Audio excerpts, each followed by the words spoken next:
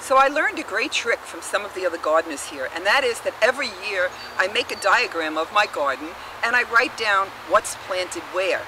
Now we're about ready to plant some garlic, and it is a good idea to not only write down where you have the garlic, but write down the type of garlic you planted, because I can guarantee you that if you plant garlic now in the fall, by the spring you're not going to remember which garlic you planted where, unless of course you only grew one type of garlic. So just so you know, garlic usually likes to be planted in an area that is well drained, full sun, and that has a lot of compost added to it, or a lot of good soil. And what I did with the bed that I'm going to show you where I'm planting my garlic is that I double digged it. In other words, I dug down as far as my shovel could go. I piled the dirt to the side, and when I had done the whole row that way, I dug down again and piled that to the other side. Then I mixed in some organic matter. I put in some peat moss and some compost that I had. I put all the dirt back, and it's so soft now that all I have to do is just push the little clove right down into the dirt. So this is a garlic bulb, and within this garlic bulb are many cloves all around the outside edge.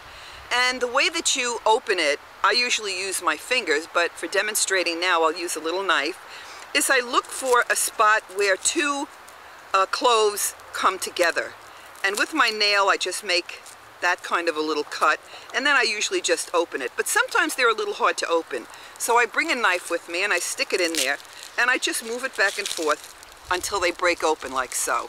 So if you look at the little clove, it has a pointed top and it has a flat bottom, and that's the way it goes into the ground, with the flat bottom down. Once you've separated all of the cloves of garlic from the bulb, you're going to notice that all of the cloves are different sizes. You have larger ones here and smaller ones here.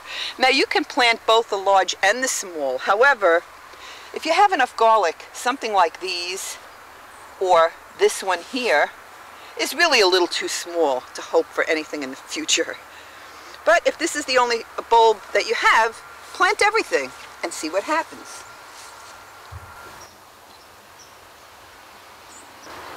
Now this is the area where I'm going to plant my garlic.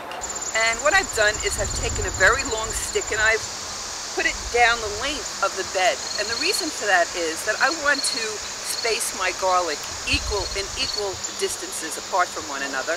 And I want to keep my rows relatively straight.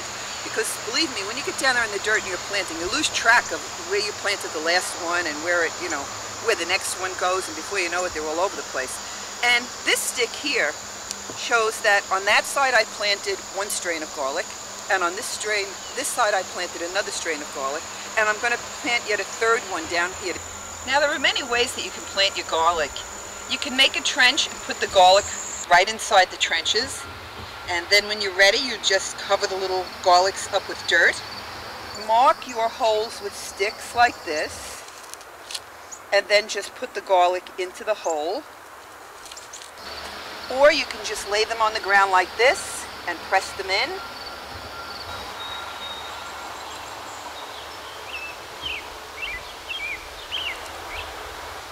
And then just put a little bit of dirt on top of them. They're done. After I've covered the space with the dirt, I cover it with some salt hay. Now you don't have to use salt hay, you can use leaves or whatever type of mulch you like. I happen to love salt hay. And you don't have to worry that the garlic won't sprout. It sprouts right through your mulch. You water it when you're done, and then the garlic does the rest. We planted garlic in this bed just about a week ago, and it's already starting to sprout. Now this is fine. Garlic can sprout and then still make it through the winter perfectly fine. I've mulched my strawberries in some beautiful leaves